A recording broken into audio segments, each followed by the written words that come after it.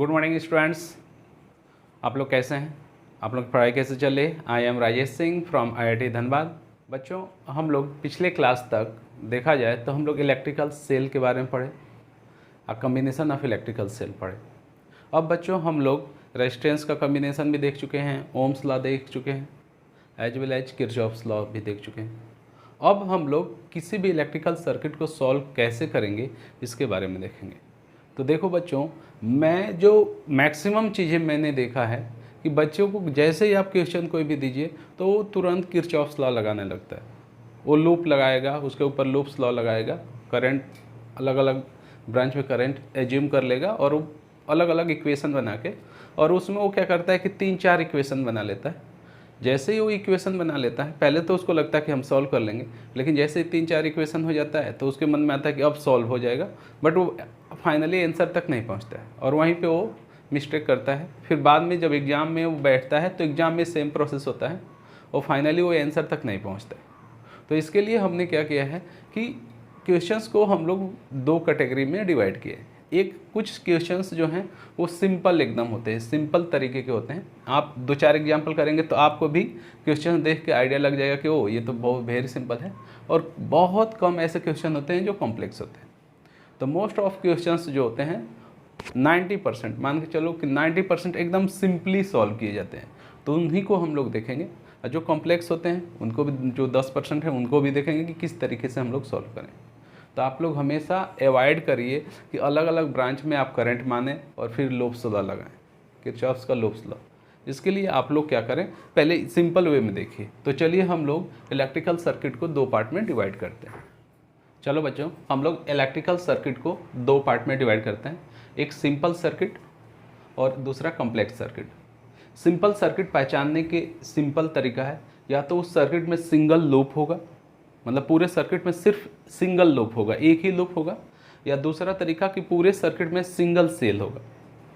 यदि ऐसा नहीं है, मल्टीपल सेल्स भी हैं और मल्टीपल लूप्स भी बन रहे हैं, तो वो सर्किट को हम लोग कॉम्प्लेक्स सर्किट कहेंगे। और ऐसी सर्किट जिसमें सिंगल लूप बने या केवल सिंगल बैटरी हो तो हम लोग उसको सिंपल सर्किट कहेंगे। ईजी वे है, मतलब इसको बस माइंड में सेट कर लेना है, ऐसा नहीं कि उसको बहुत रटना है, ऐसा कुछ करना है। अब जब कभी भी आपको सिंगल लूप की सर्किट मिले तो उसमें I in circuit is equal to summation of E by summation of R करेंगे। और यदि केवल सिंगल सेल का यदि सर्किट है तो उसमें आई इन सेल बराबर E of cell divide by R equivalent से सॉल्व करेंगे। अब इसके मल्टीपल सारे हम लोग क्वेश्चंस करेंगे तो आप लोगों को और आइडिया होगा। और जब यदि आपके पास ऐसा केस आता है कि मल्टीपल सेल और मल्टीपल लूप हो, तो उस समय देखो कि कहीं हम लोग उस सर्किट को कॉम्बिनेशन ऑफ सेल से तो सॉल्व कर सकते हैं, और जैसे कॉम्बिनेशन ऑफ सेल्स हम लोग यूज करेंगे फिर से वो चेंज हो जाएगी single battery single cell circuit में, और फिर से हम लोग ये अप्लाई करेंगे। यदि उस सर्किट में हम लोग कॉम्बिनेशन ऑफ सेल्स लगाते हैं तो वो सर्किट सिंपल सेल में कन्वर्ट हो जाता है। यदि ऐसा नहीं हो पाता है तो फाइनली हम लोग फिर, जब ये तीनों पार्ट नहीं हो पाता है, तब हम लोग जाके किरचॉफ्स लॉ को यूज करेंगे, अलग अलग ब्रांच में अलग अलग हम लोग करंट मानेंगे। तो चलिए हम लोग शुरुआत करते हैं, कुछ एग्जांपल इसका देखते हैं सिंगल लूप सर्किट का, फिर कुछ सिंगल सेल का देखेंगे, फिर हम लोग इक्विवेलेंट कॉम्बिनेशन ऑफ सेल्स पे रिलेटेड क्वेश्चन, और फाइनली हम लोग ऐसे भी 1-2 क्वेश्चन करेंगे जो किरचॉफ्स लॉ यूज करके सॉल्व होगा। तो चलिए एक एक करके एग्जाम्पल हम लोग देखते हैं। चलो बच्चों, ये एक एग्जाम्पल दिया हुआ है। इस एग्जाम्पल के अंदर कह रहा है कि 2 cells X and Y are connected to a resistance of 10 ohm as shown in figure. ये फिगर है, इसके अंदर X और Y 2 सेल हैं। एक 6 वोल्ट है इसका EMF और इंटरनल रेजिस्टेंस 2 ओम है। दूसरा सेल का 4 वोल्ट EMF है और 8 ओम इंटरनल रेजिस्टेंस है। और इस सेल को हम लोग एक्सटर्नल 10 ओम रेजिस्टेंस से जोड़े हैं, और इसमें पूछा जा रहा है कि जो सेल Y है उसकी क्रॉस भी बताओ। अब देखो बच्चों, सेल में हम लोग पिछले दिन समझे थे कि सेल के एक क्रॉस जो भी होता है वो E ± IR होता है, पढ़े हम लोग। तो यदि हम लोग सेल के अंदर करंट जान जाए, उसका इंटरनल रेजिस्टेंस EMF जान जाए, तो हम लोग उसके क्रॉस वोल्टेज निकाल सकते हैं इजीली। अब देखो, ये सर्किट में सिंगल लूप है, सिंगल लूप है तो सिंपल सर्किट है। सिंगल लूप सिंपल सर्किट में आई सर्किट हम लोग क्या लिखे थे, summation of E by summation of R.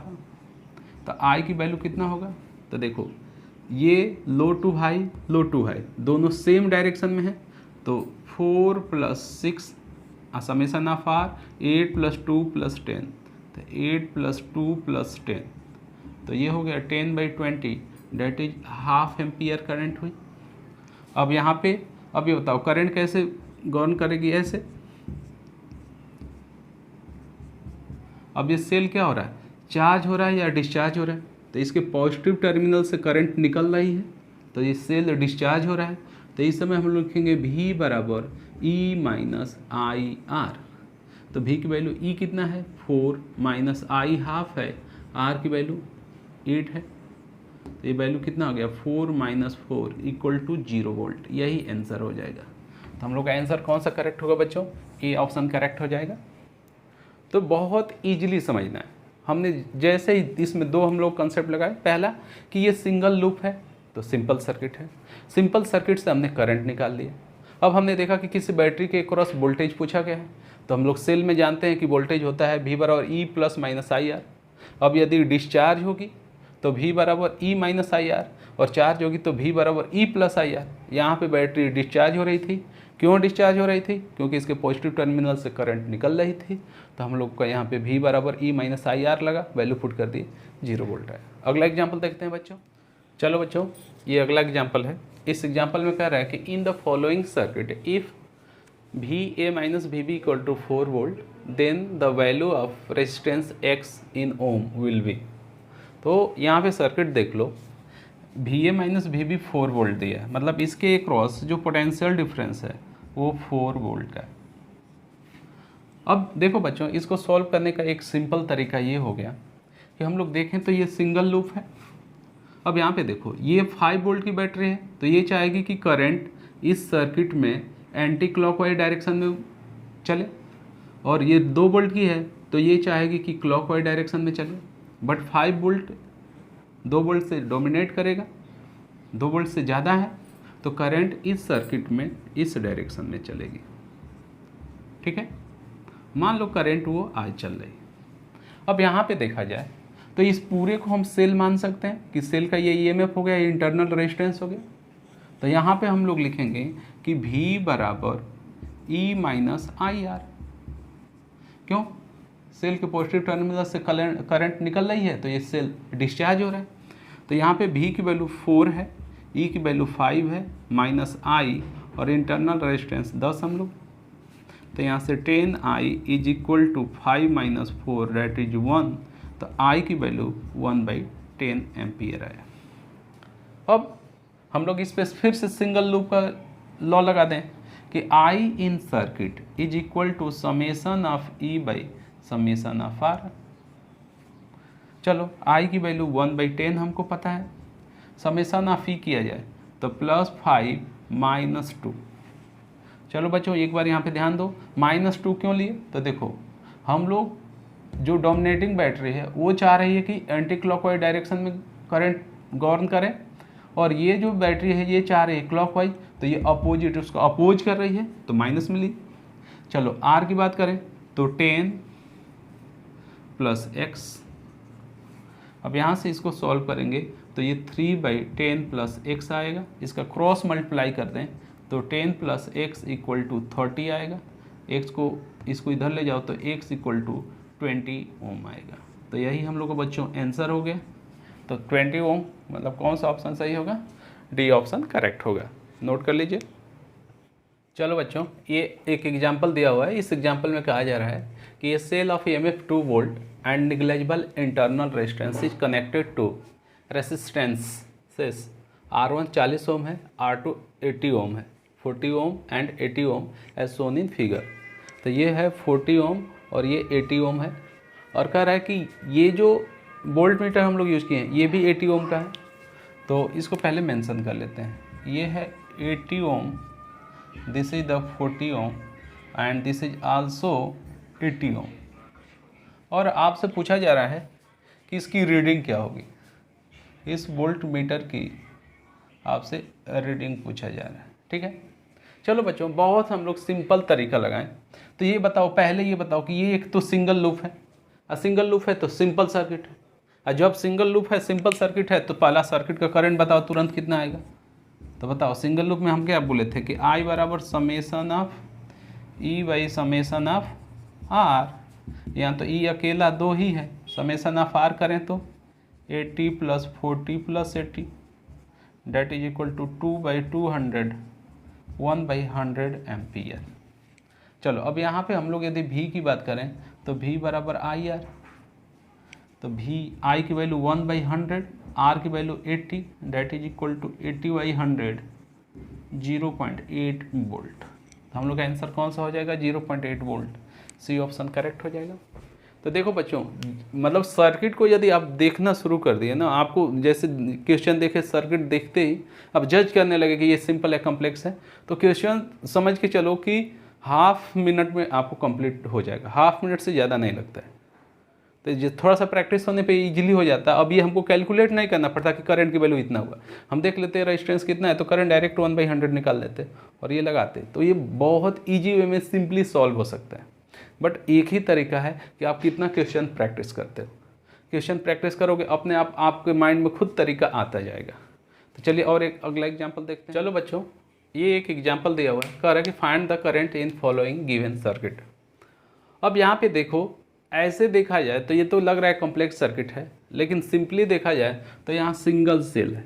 तो मैंने बताया था सिंपल सर्किट की पहचान क्या है कि आइदर सिंगल लूप हो या सिंगल बैटरी हो, और ये सिंगल सेल या सिंगल बैटरी का केस है तो ये सिंपल सर्किट है। अब एक तरीका हम लोग अपनाते हैं कि हम लोग जो पॉजिटिव टर्मिनल है इसको पहले थोड़ा सा एक कलर दे देता हूँ, मैं अलग से एक कलर दे देता हूँ।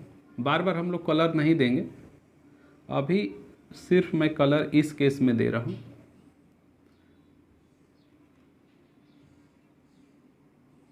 ये आपको माइंड में सोच लेना है कि अपने आप देखो। अब जो निगेटिव टर्मिनल है वो ब्लैक से है और जो पॉजिटिव टर्मिनल है वो ब्लू से।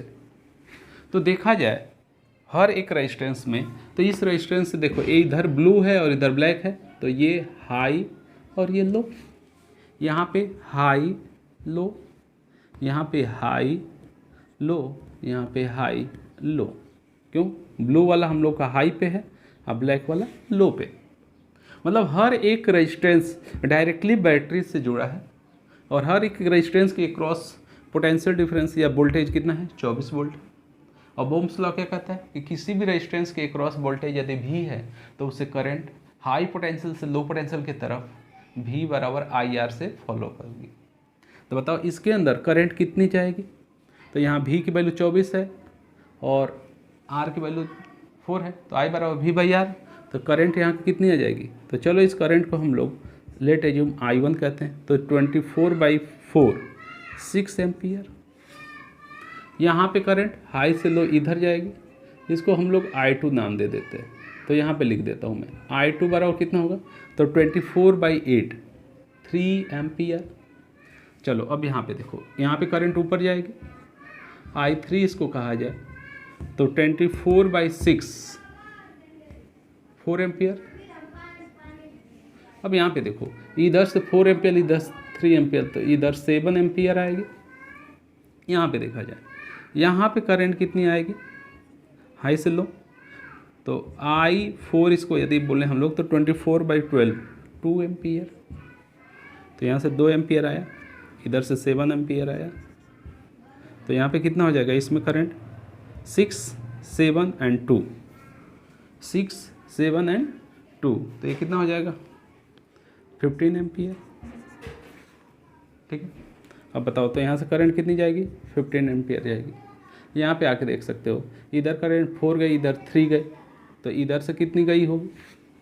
इस चीज़ को यहाँ से भी कर सकते थे, इधर 2 है और इधर कितनी है 4, तो इधर कितनी हो गई 6 एम्पियर, इधर 4 गई, इधर 2 गई, तो ये 6 एम्पियर, यहाँ 6 एम्पियर, ये जोड़ सकते हो, तो 6 6 12 3 15। देख लो यहाँ पे, तो हर एक ब्रांच में आपको करंट मिल गई। ठीक है, अब इसी तरह का एक और एग्जाम्पल, एक दो और एग्जाम्पल हम लोग करते हैं। सर्किट ऐसे मत देख के घबराया करो, बस देखो सिंगल बैटरी है तो सिंपल है, और सिंपल है तो बहुत आसानी से सॉल्व होगा। ठीक है, चलो अगला एग्जाम्पल देखते हैं हम लोग। चलो बच्चों, ये एक एग्जाम्पल दिया हुआ है। ये एग्जाम्पल अक्सर करके कहीं भी कोई भी आप देखोगे बुक कोई भी देखोगे तो उसमें अक्सर करके ये एग्जाम्पल रहता है। बहुत सिंपल है, देखा जाए ये बैटरी है। अब यहाँ पे इस पूरे सर्किट में सिंगल बैटरी है, तो ये सिंपल सर्किट का एग्जाम्पल हो गया। अब मैं वही कहा कि यदि हम लोग इसको एक कलर दे दें, चलो हम लोग निगेटिव टर्मिनल को ब्लैक कलर दे देते हैं।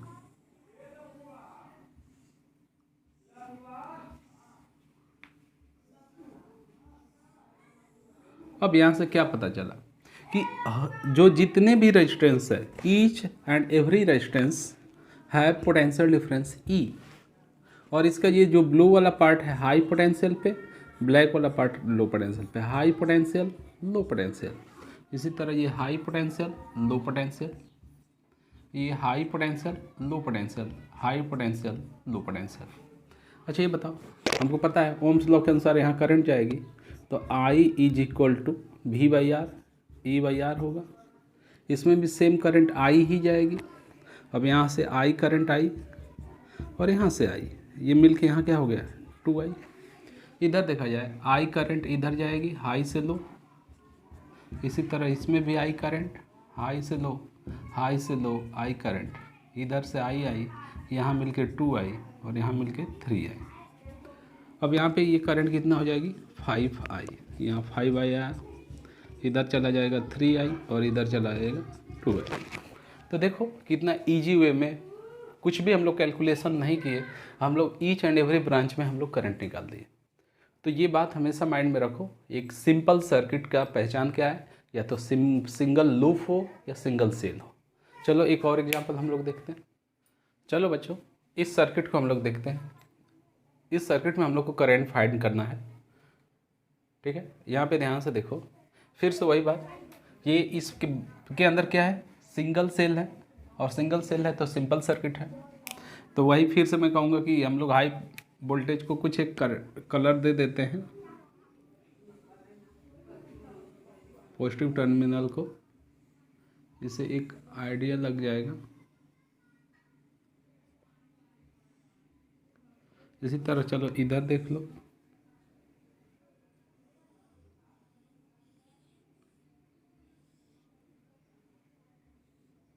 चलो अब क्लियर हो गया। फिर से देखा जाए तो हर एक जो भी रेजिस्टेंस है पोटेंशियल डिफरेंस 12 पे है, each and every resistance potential difference 12 पे है। तब करंट निकाला जाए, तो चलो अब देखो इसके अंदर करंट कितना होगा, तो 12/3 4 एम्पियर। यहाँ पे करंट हाई टू लो कितना 3 एम्पियर। यहाँ पे करंट 12/2 6 एम्पियर। यहाँ पे करंट इधर 12 एम्पियर। चलो इसको थोड़ा समेट लेते हैं। तो इधर से देखो 6 एम्पियर, इधर से 12 एम्पियर, तो इधर से 18 एम्पियर, तो यहाँ से आया 18 एम्पियर, यहाँ से आया 3 एम्पियर और इधर से आया था 4 एम्पियर। तो ये कितना हो गया 25 एम्पियर। अरे 18 और 4 22 और 22 और 3 25। चलो इधर समझते हैं, ये समझ में आ रहा है ना। इसको मतलब आप थोड़ा सा अपने से धीरे धीरे करके देख लो आप लोग।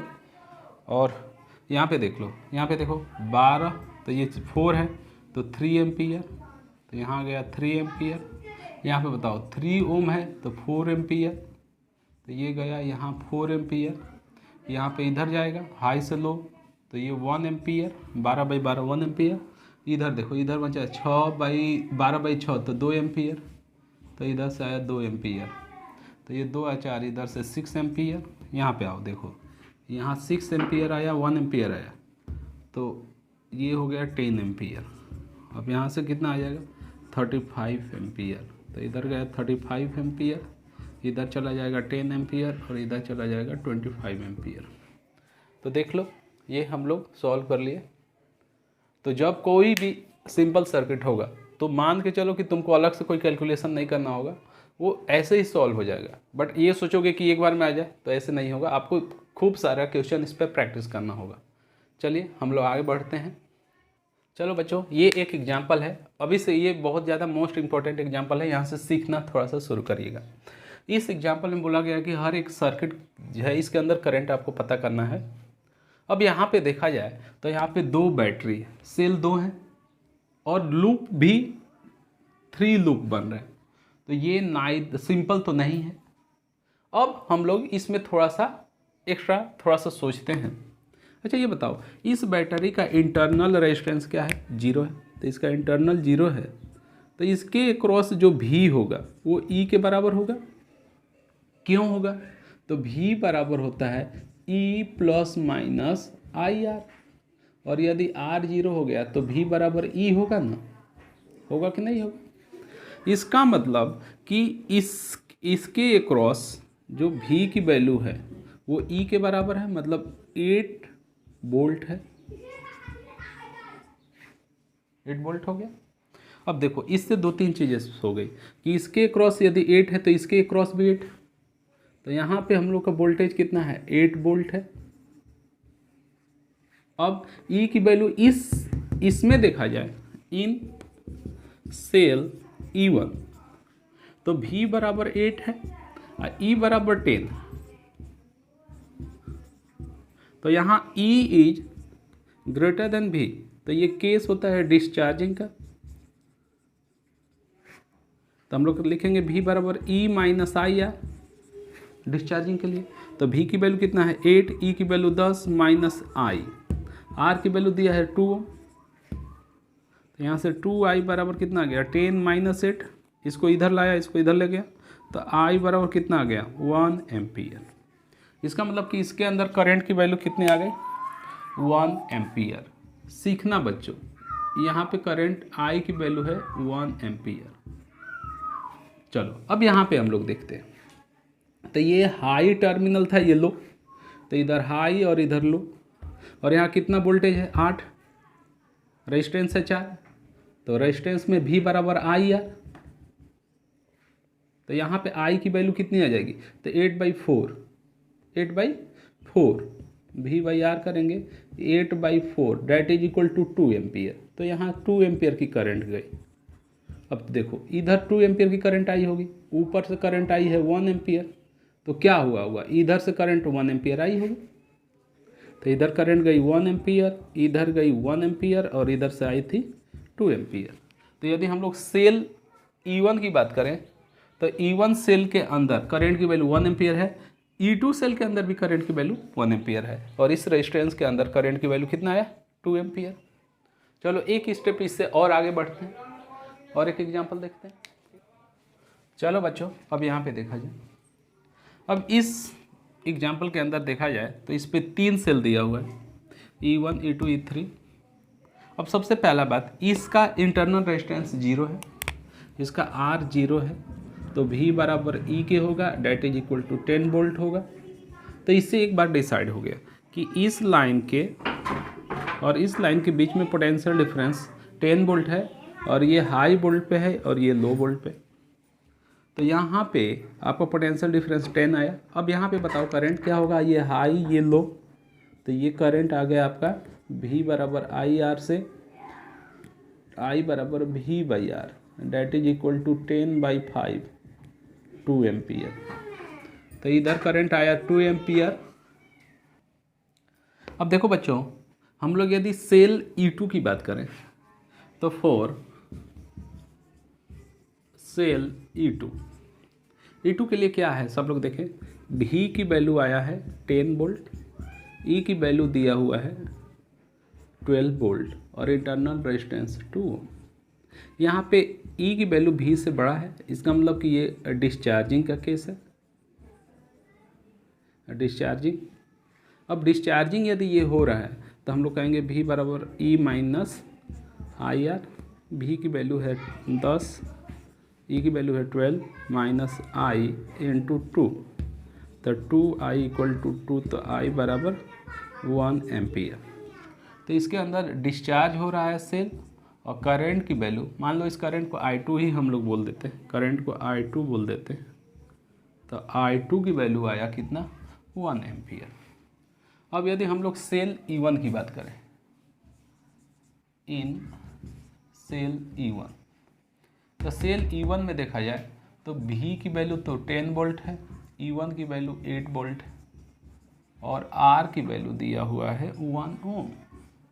तो यहाँ V बड़ा है E से, तो ये केस होता है चार्जिंग का।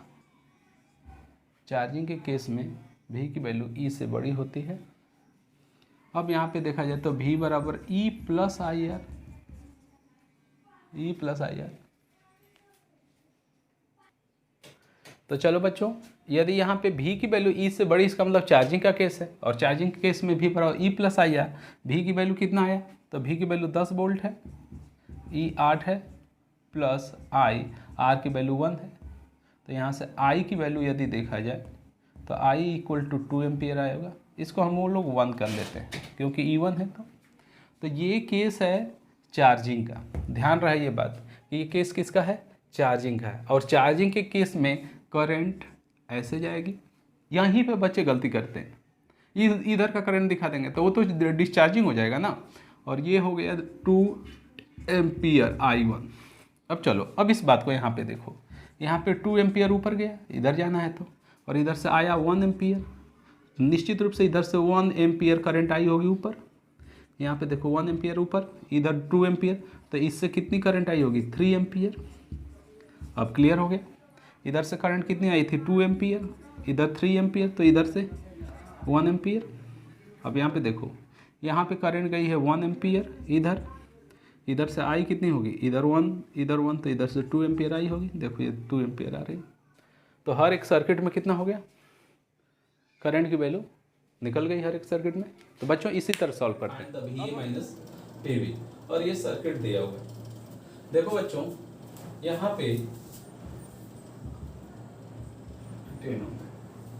पे देखो, हम लोग चाहें तो एक इजी तरीका है कि हम लोग इस जो बैटरी दिया हुआ है, ये दोनों बैटरी, इन दोनों बैटरी के बदले एक सिंगल बैटरी हम लोग रखें, जिसे R इक्वल टू 10 ओम, इसका R इक्विवेलेंट रखें, इसका E इक्विवेलेंट रखें, और हम लोग फिर यहाँ पे VA माइनस VB इजीली बता सकते हैं। अब यहाँ पे देखो, ये दोनों बैटरी किस में जुड़ी हुई है, पैरेलल जुड़ी हुई है। तो पैरेलल में हम बताए थे इक्विवेलेंट निकालने के लिए पहले हमको R इक्विवेलेंट निकालना पड़ेगा, और ये दोनों का R इक्विवेलेंट यदि पैरेलल में किया जाए तो R1 R2 by R1 plus R2, 2 into 3 by 2 plus 3 that is equal to 6 by 5। E equivalent निकालने का तरीका क्या था, E1 by R1 plus E2 by R2 into R equivalent. यदि इस वैल्यू को हम पुट करें तो E1 की value 8 divide by 2 ohm plus 9 divide by 3 ohm into R equivalent की वैल्यू 6 बाई 5। तो इसको सॉल्व किया जाए तो E इक्विवेलेंट की वैल्यू आया 4 प्लस 3 इंटू 6 बाई 5, तो 42 बाई 5 E इक्विवेलेंट हम लोग को मिला। चलो बच्चों, अब यहाँ पे हम लोग यदि बात करें कि VA माइनस VB क्या है, तो अभी बताओ, इसमें देखा जाए तो इसमें करंट की वैल्यू क्या है, 0। तो करंट की वैल्यू 0 है, तो जो VA माइनस VB आएगा वो E इक्विवेलेंट के बराबर ही आएगा। और E इक्विवेलेंट कितना के बराबर है, नेट 42 बाई 5 वोल्ट। या इसको सॉल्व किया जाए तो 8.4 वोल्ट आंसर होगा। बच्चों लिख लो इसको, कॉपी कर लो इसको। हमने क्या किया, एक बार मैं बता दे रहा हूँ। मैं पहले इन दोनों बैटरी का इक्विवेलेंट बैटरी निकाला, R इक्विवेलेंट निकाला, और एक सिंपल सर्किट बनाया। अब ये दोनों बैटरी रिप्लेस हो गई सिंगल बैटरी से, इनका इंटरनल रेजिस्टेंस R इक्विवेलेंट से रिप्लेस हो गया, और ये सर्किट बन गई। अब इस सर्किट के अंदर अभी कोई करंट नहीं है, तो यदि सर्किट के अंदर कोई करंट नहीं तो जो पोटेंशियल डिफरेंस होगा वो इक्विवेलेंट बैटरी के इक्विवेलेंट के बराबर होगा, EMF के बराबर होगा, और वहाँ से हम लोग सॉल्व कर लिए। कॉपी कर लो बच्चों। चलो बच्चों, ये एक एग्जांपल दिया हुआ है। इस एग्जांपल पर है कि in following given circuit find the current in each cell, मतलब ये जो सेल है इनसे आपको करंट निकालना है। तो देखो बच्चों, यदि हम लोग इस सर्किट को सॉल्व करने का एक तरीका ये हो सकता है कि हम लोग किरचॉफ लॉ यूज करें, लेकिन इसको यदि हम लोग इक्विवेलेंट बैटरी यूज करके सिंपल सर्किट में कन्वर्ट कर सकते हैं। कैसे, सब लोग यहाँ ध्यान से देखें। यदि हम लोग इन दोनों बैटरी को रिप्लेस करें सिंगल बैटरी से, तो क्या होगा देखो, ये सिंगल बैटरी,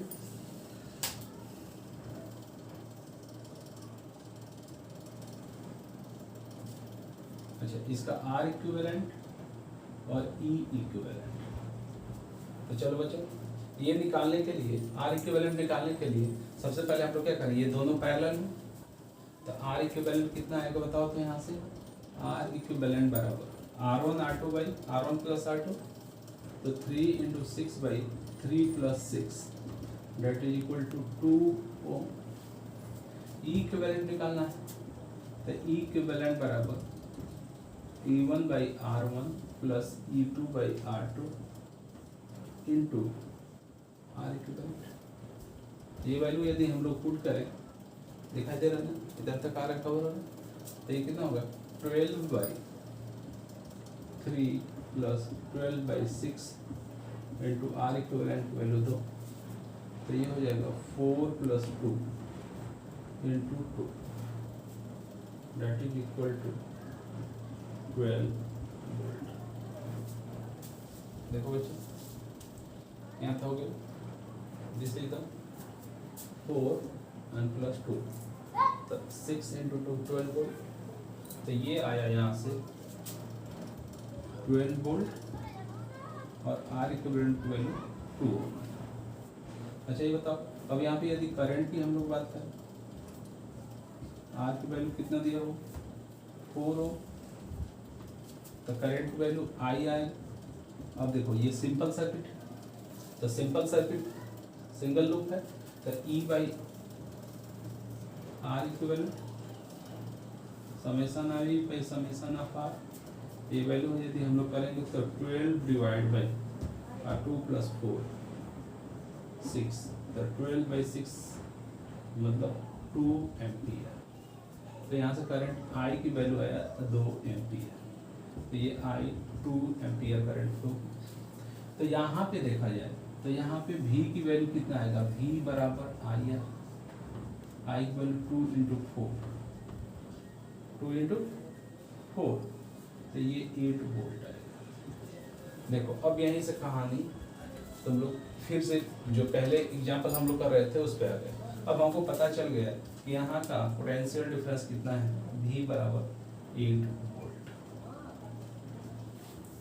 इसका मतलब इसके क्रॉस भी पोटेंशियल डिफरेंस कितना है, 8 वोल्ट है, यहाँ भी कितना है 8 वोल्ट। तब सॉल्व करते हैं।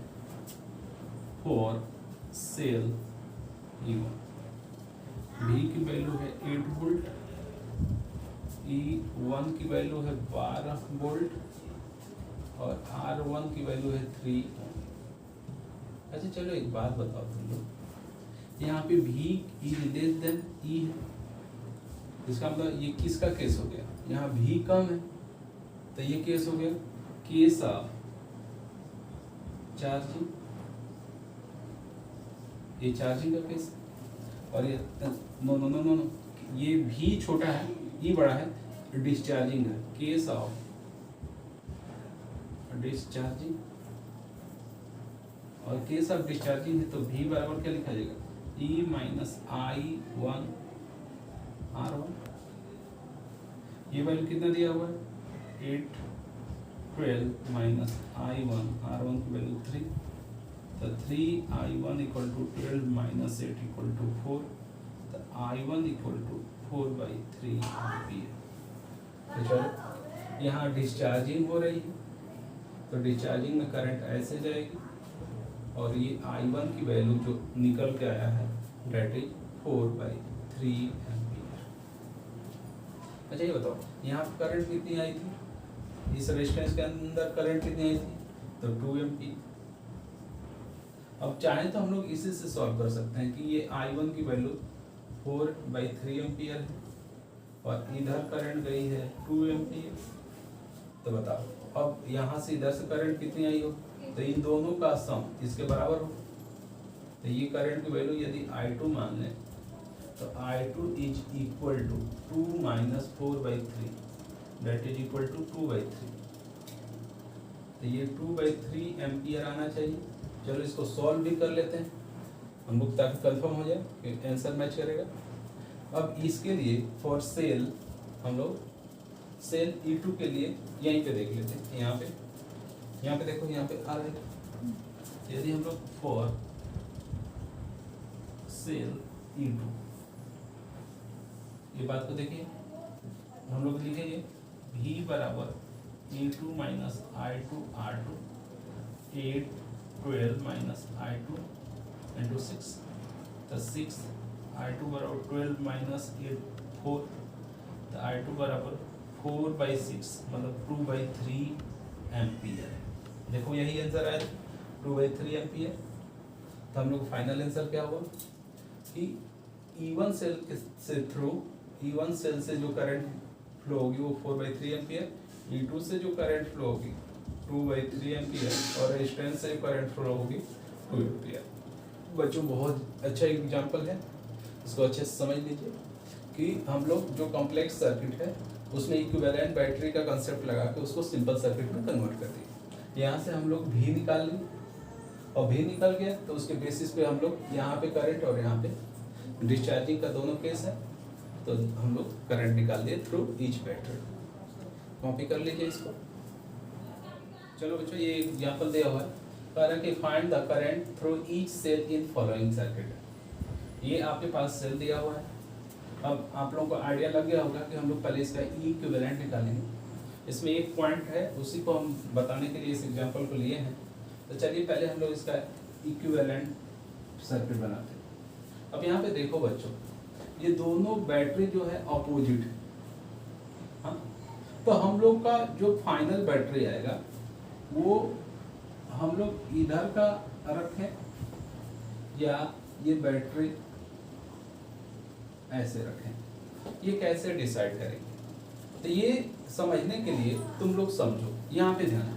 जब हम लोग इक्विवेलेंट निकालते हैं तो E1/R1 E2/R2 into R equivalent करते हैं।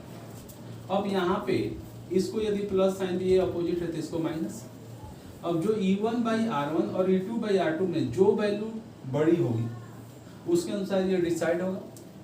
अब यहाँ पे देखा जाए E1/R1 यदि हम लोग करते हैं तो 2 आता है, और E2/R2 करते हैं तो 5 आता है। इसका मतलब कि ये जो बैटरी है ये डोमिनेट करेगी। तो फाइनली हम लोग का ये बैटरी डोमिनेट करेगी, तो हम लोग का जो फाइनल बनेगा वो सर्किट ऐसा सर्किट बनेगा। ये बात क्लियर समझ में आई कि नहीं? क्यों हम लोग फाइनली ऐसा सर्किट बने? ये बात नहीं समझ में आई है? वीडियो को आप लोग थोड़ा सा पीछे करिए और फिर से इसको देखिए, ठीक है? चलो अब यहाँ पे हम लोग R equivalent and E equivalent की वैल्यू फाइंड करते हैं। ये 2 ओम दिया हुआ। चलो तो R इक्विवेलेंट की वैल्यू कितनी आएगी बच्चों? R इक्विवेलेंट तो 2 ओम पैरेलल, तो ये हो जाएगा 2 × 2 + 2 + 2 दैट इज इक्वल टू 1 ओम।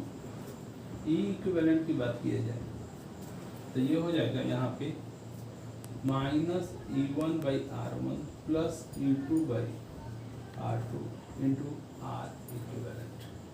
तो E इक्विवेलेंट की वैल्यू कितनी आई? ये होगा -4/2 + 10/2 into 1 that is equal to 3 volt. यहाँ से हो गए -2 और ये +5 तो 3 वोल्ट।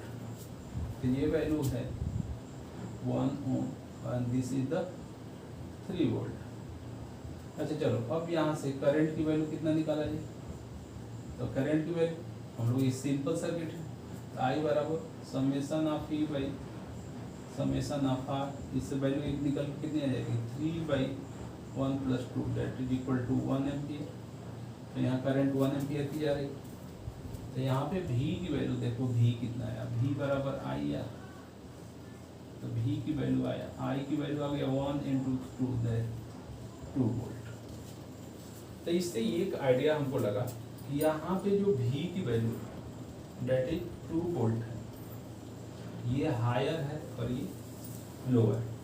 करंट इधर जा रही है और ये करंट की वैल्यू कितनी आई थी? That is the 1 ampere. देखो हमेशा ना दोनों सर्किट से सॉल्व करना पड़ेगा। पहले इससे हम लोग सॉल्व कर लिए, यहाँ तक पहुँच गए, फिर इसे सर्किट बनाना। अच्छा ये बताओ यहाँ पे बच्चों देखा जाए फॉर सेल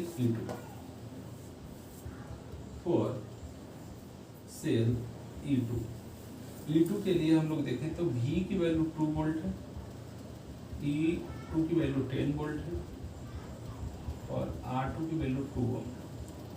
अच्छा यहाँ पे V is less than E है, केस ऑफ क्या है, डिस्चार्जिंग है।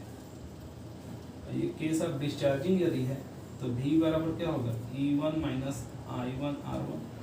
तो V की वैल्यू कितना आया था बच्चों, 2 10 माइनस I1। R1 की वैल्यू कितना है, R2 ये किस सेल की बात हो रही है, E2 की बात हो रही थी, E2 ये वैल्यू कितना होगा 10, करेक्ट है। I2 R2 की वैल्यू 2, तो यहाँ से किया जाए तो I2 equal to 10 minus 2/2, 8/2 equal to 4 ampere. तो I2 की जो इसमें करंट की वैल्यू आएगी I2 आएगी और I2 की वैल्यू आ गई 4 एम्पियर। देखो बच्चों यहीं से हम लोग चाहें तो अगला क्वेश्चन सॉल्व कर सकते हैं। देखो इधर से करंट आया था 1 एम्पियर, इसमें से 4 एम्पियर इधर गया, तो यहाँ से करंट इधर आया होगा और कितना आया होगा 3 एम्पियर। यहाँ पे करंट इधर आया होगा 3 एम्पियर। हम लोग इससे ही सॉल्व कर सकते हैं। चलो ये लिख लो, कॉपी कर लो इसको।